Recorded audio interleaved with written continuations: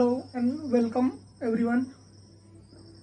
Today we are going to learn probability distribution. In the last video हमने देखा था random variable के बारे में, तो इस वीडियो में हम प्रोबेबिलिटी डिस्ट्रीब्यूशन के बारे में देखेंगे। तो प्रोबेबिलिटी डिस्ट्रीब्यूशन क्या होता है कि अगर आपके पास कुछ भी ग्राफ हो, टेबल हो और उस टेबल में ग्राफ हो, टेबल हो, उस टेबल में आपको रैंडम वेरिएबल एंड उसकी प्रोबेबिलिटीज दी हुई हो। ओके, मतलब क्या होता है, हमने देखा था random variable in last video में रैंडम वेरिएबल देखा था।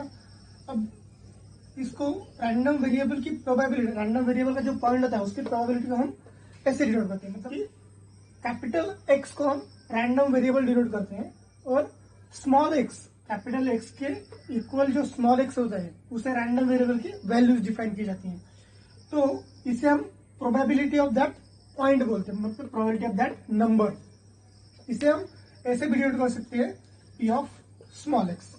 कोई भी नोटेशन हो सेम मीनिंग आता है। तो प्रोबेबिलिटी डिस्ट्रीब्यूशन क्या होता है कि कुछ भी ग्राफ हो, अब ग्राफ से प्रोबेबिलिटी डिस्ट्रीब्यूशन कैसे समझेंगे, तो एक्स एक्सिस पे हमारा एक्स होता है।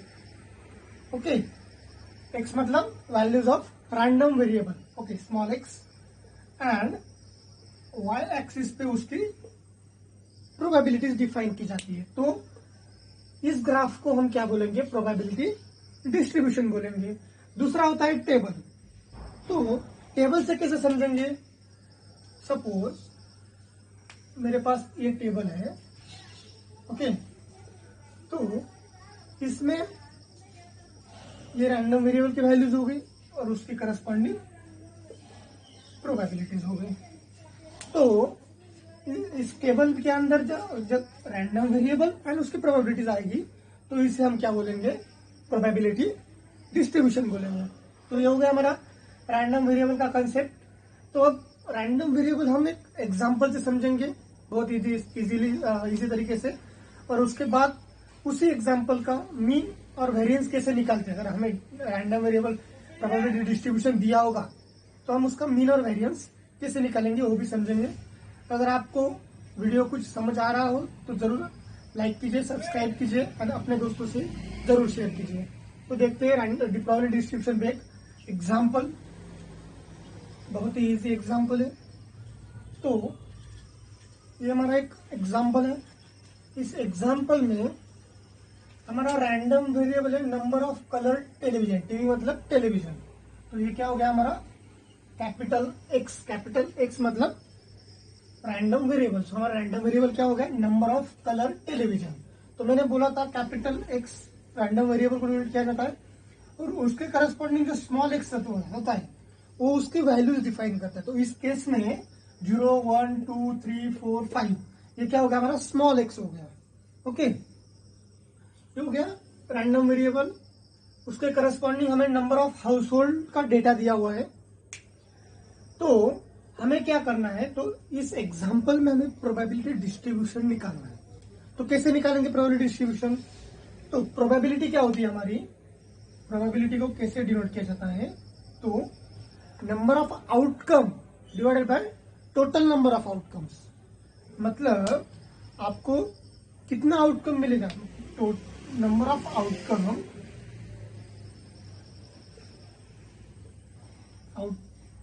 Number of outcome divided by total number of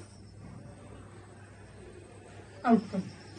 मतलब आपको कितना मिला, कितने में से, इसे हम क्या बोलते हैं, प्रोबेबिलिटीज। तो सिंपल हम सिर्फ प्रोबेबिलिटीज निकालेंगे तो वही हो जाएगा हमारा प्रोबेबिलिटी डिस्ट्रीब्यूशन। आपके पास अगर कैलकुलेटर होगा तो आप निकाल सकते हो। मैं यहाँ पर डिनोट करता हूँ p of x is equal to small x, और आप उसे पी ऑफ एक्स से डिनोट कर सकते हो, कोई दिक्कत नहीं है। आप जैसा आपको अच्छा लगे आप डिनोट कर सकते हो, मतलब मीनिंग कुछ चेंज नहीं होता, मीनिंग वही रहता है।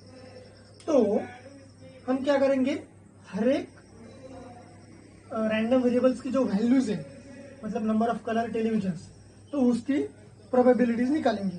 भी इस एग्जांपल में मीनिंग क्या हुआ कि जीरो टेलीविजन 1218 हाउस होल्ड के पास है, मतलब कोई टेलीविजन नहीं है। एक टेलीविजन 32,379 हाउस होल्ड के पास एक टेलीविजन है। 37,961 हाउस होल्ड के पास 2 टेलीविजन है। ऐसा 2,842 हाउस होल्ड के पास 5 टेलीविजन है। तो हमारे पास कितना हाउस होल्ड है? 1,01,501 हाउस होल्ड में। वो डेटा हमारा थाउजेंड में, ये बात याद रखो। अगर आप कंफ्यूजन देना चाहोगे तो आपको थाउजेंड्स में बताना पड़ेगा। ओके, तो चलो प्रोबेबिलिटीज निकालेंगे। प्रोबेबिलिटीज कैसे निकालेंगे? Number of outcomes divided by total number of outcome. Okay, तो 1,218 डिवाइडेड बाय 1,01,501, इसका रेशियो निकालेंगे। ये क्या हो गया? हमारी प्रोबेबिलिटीज। अगर कैलकुलेटर होगा तो कैलकुलेटर से कीजिए, मैनुअल कर सकते हो तो मैनुअल कीजिए। 1,218 डिवाइडेड बाय 1,01,501, 1,01,501। तो ये क्या मिल गया हमें? 0.0119, 0.01199। तो हम इसे राउंडिंग करके लिखेंगे। राउंडिंग कैसे करें? राउंडिंग कैसे करते हैं? मतलब अगर 0.059 है तो ये नंबर हमें 2 डिजिट तक राउंडिंग करना है। तो ये नंबर 5 से ज्यादा है, मतलब हम क्या करेंगे? इसे 5.06, ये नंबर 5 से ज्यादा है तो इसे एक नंबर से बढ़ा देंगे। अगर 5 से छोटा होगा तो वैसे ही रहने देंगे। ओके, तो हम इसे राउंडिंग करेंगे। राउंडिंग कैसे करेंगे? मतलब ये बड़ा है, ये बड़ा है, तो हमें 3 डिजिट तक राउंडिंग करेंगे हम। तो ये 5 से ज्यादा है तो इसे क्या करेंगे? एक नंबर से बढ़ा देंगे। मतलब क्या आएगा हमारा आंसर?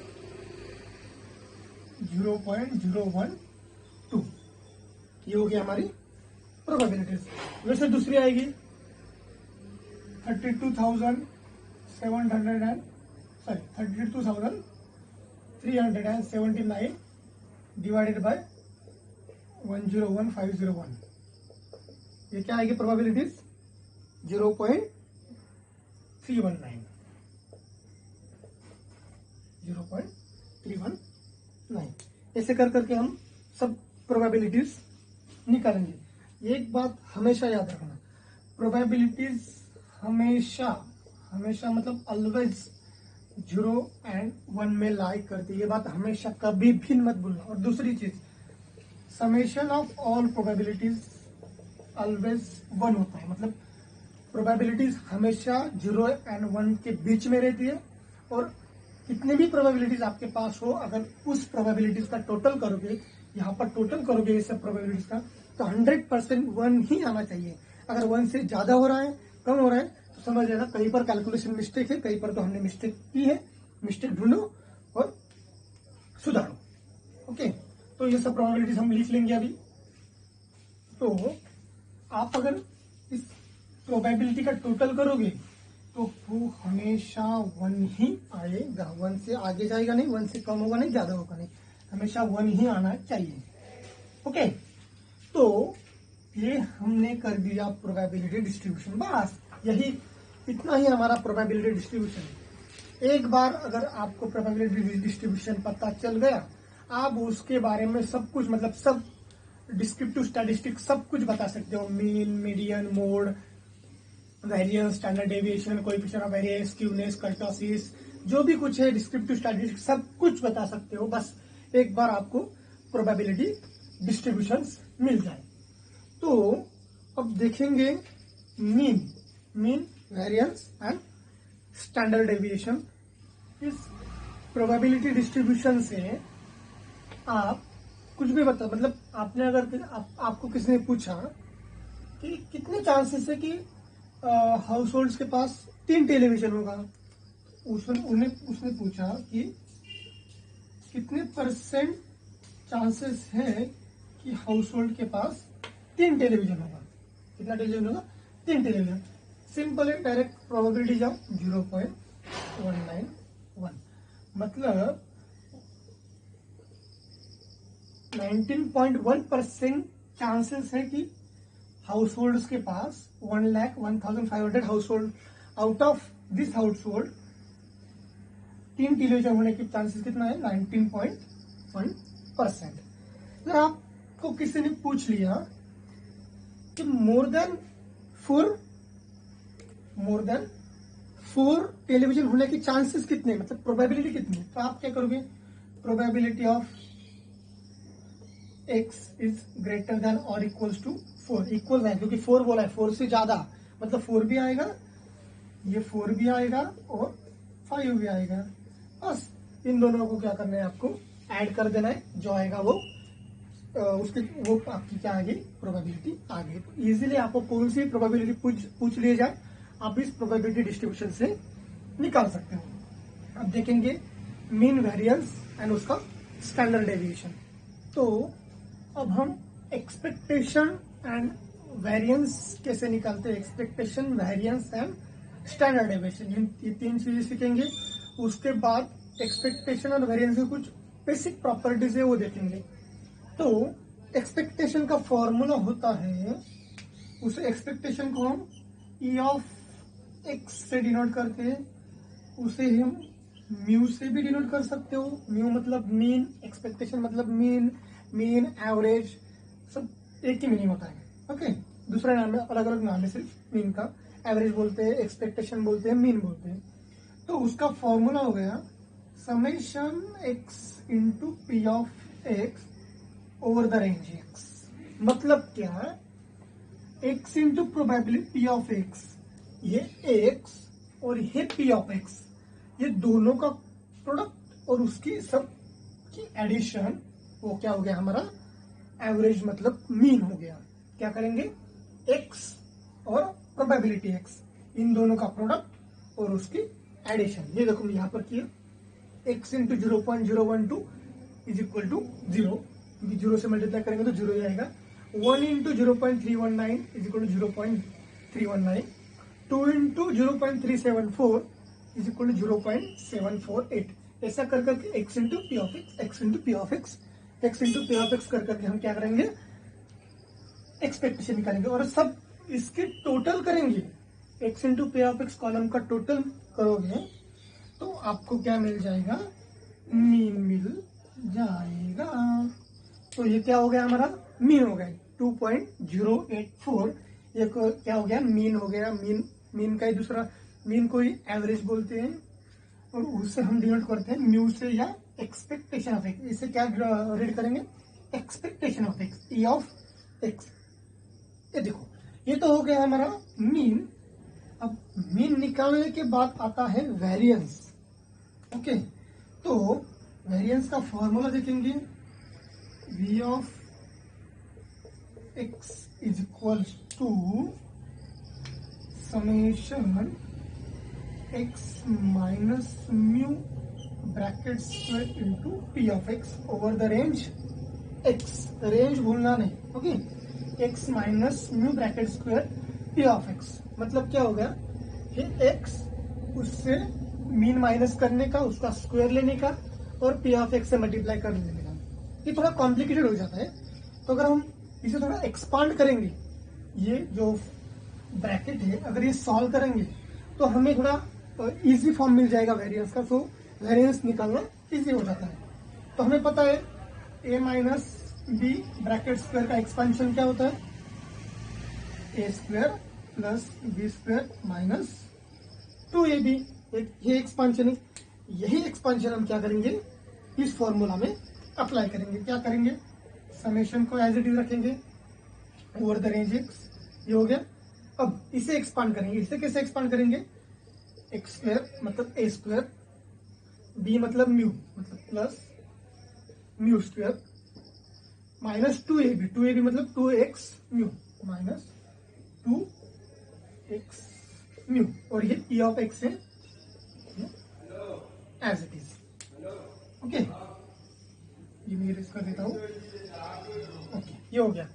अब हर एक को पी ऑफ एक्स से मल्टीप्लाई करेंगे और उसे समेशन दे देंगे। तो क्या करेंगे? इक्वल, थोड़ी जगह कम है तो मैं थोड़ा नीचे लिख रहा हूं, समझ लीजिए आप। X square into p of x summation, ये थोड़ा ऊपर है यहाँ पर। ओके, वेरिएंस ऑफ एक्स, इसमें हम सिग्मा स्क्वायर से भी डिनोट करते हैं। वेरिएंस को क्या करेंगे, सिग्मा स्क्वायर से डिनोट करेंगे। तो summation x square into p of x, x square into p of x over the range x, हमेशा याद रखना, plus summation mu square into p of x minus two मैं कॉस्मिक समेशन से बाहर लेता हूं, 2 into summation x mu P of x. ये हो गया। मैं थोड़ा ऊपर वाला इरेज करता हूं, ओके, यहीं पर एडजस्ट कर देंगे। तो क्या होता है ये समझ लीजिए आप, x square into p of x, ये तो एज इट इज रहेगा। ओके, मैं यहीं पर लिखता हूं,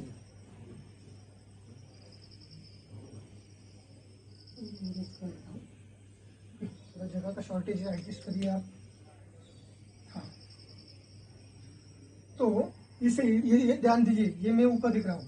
तो summation x square into p of x, okay, ये क्या हो जाएगा, म्यू स्क्वायर बाहर आ जाएगा। मैंने बोला था total probabilities summation of p of x, summation of p of x मतलब total of all probabilities always क्या आती है, 1 आती है। तो ये क्या हो जाएगा, पूरा 1 हो जाएगा। तो यहां पर क्या बचेगा, सिर्फ म्यू स्क्वायर। अब यहां पर जाओ, यहां पर ध्यान दीजिए, 2 कांस्टेंट है, म्यू कांस्टेंट है। जो कांस्टेंट होता है वो समेशन के बाहर आ जाएगा, मतलब क्या हो जाएगा, -2 म्यू। अब ये देखिए, यहां पर summation x into p of x क्या बन रहा है, summation x into p of x. और x into p of x हमारा क्या होता है, मीन होता है। मीन मतलब क्या होता है, म्यू, बस। तो इसका क्या हो जाएगा, 2 म्यू इंटू म्यू, ओके, क्योंकि x into p of x क्या हो जाएगा, mean, mu, expectation. So mu into mu, mu square. तो ये म्यू, 2 म्यू स्क्वायर और ये म्यू स्क्वायर माइनस हो जाएगा, तो क्या बचेगा, सिर्फ म्यू स्क्वायर। सो हमारा वेरिएंस हो जाएगा समेशन, मार्कर चेंज करता हूं, summation x square p of x minus mu square. तो ये सबसे आपको इजी फॉर्मूला मिल गया आपको, variance of x is equal to sigma square is equals to summation over range x square p of x minus mu square over the range x. तो ये आपका हो गया formula, variance of x is equal to summation x square p of x minus mu square. तो यही हमने क्या किया है, यहाँ पर कैलकुलेट किया है।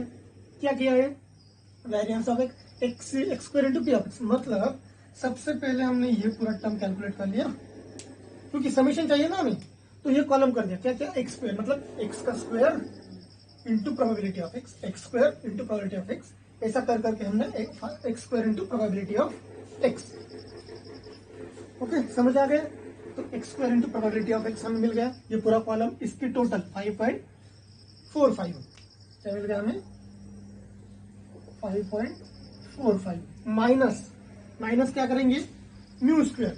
तो म्यू कितना है हमारा, 2.084 का square. I hope you understand.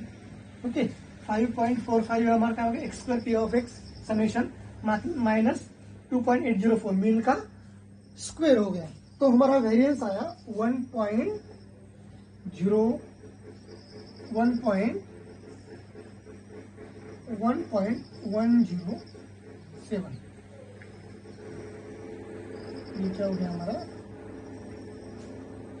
Variance हो गया। ओके, तो वेरिएंस क्या मिल गया हमें, 1.107 हमारा क्या हो गया वेरिएंस। तो मीन हो गया, वेरिएंस हो गया।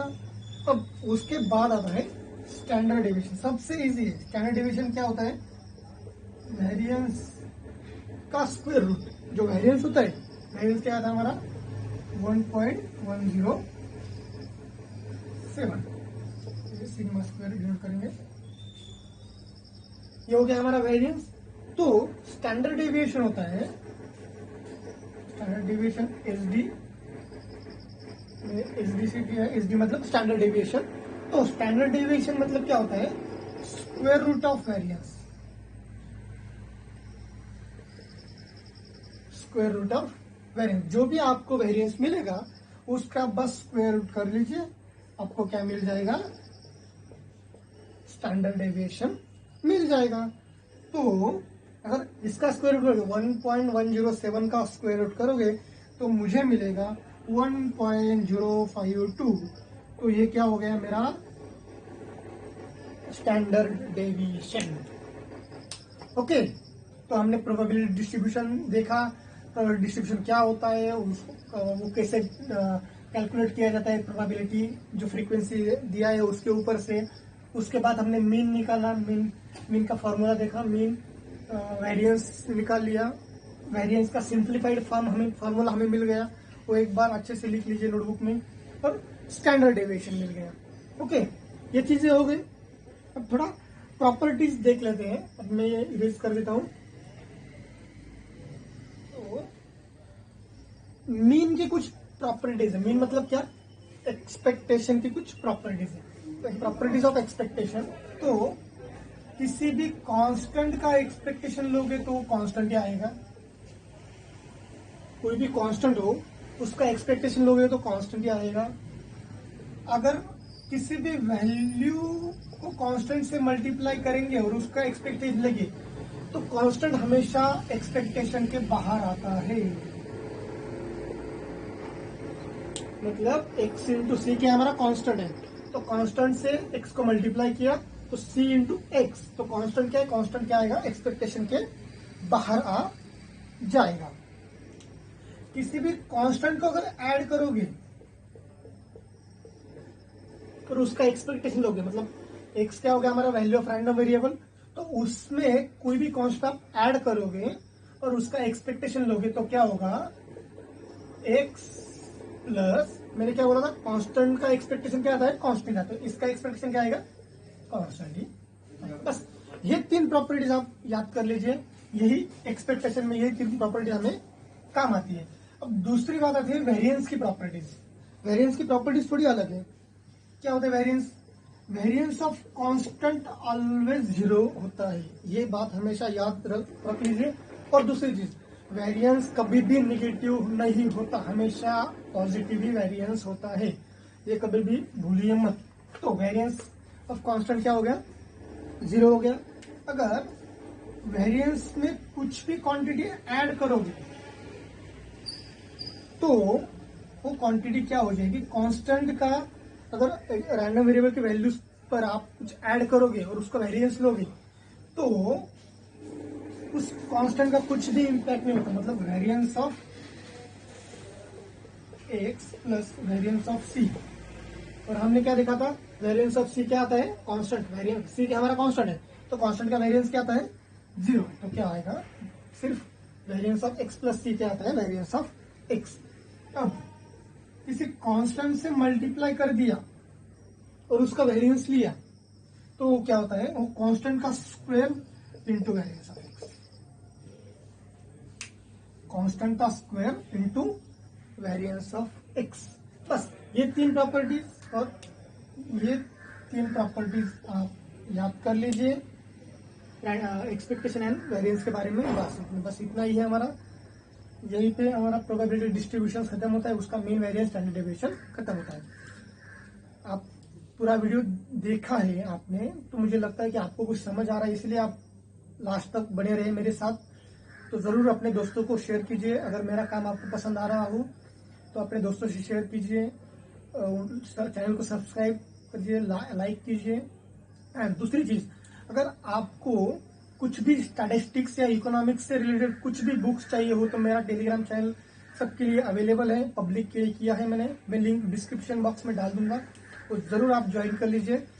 डेफिनेटली आपको सब स्टैटिस्टिक्स के बुक मिल जाएंगे, और आपके दोस्तों से भी शेयर कीजिए। Thanks for watching this video.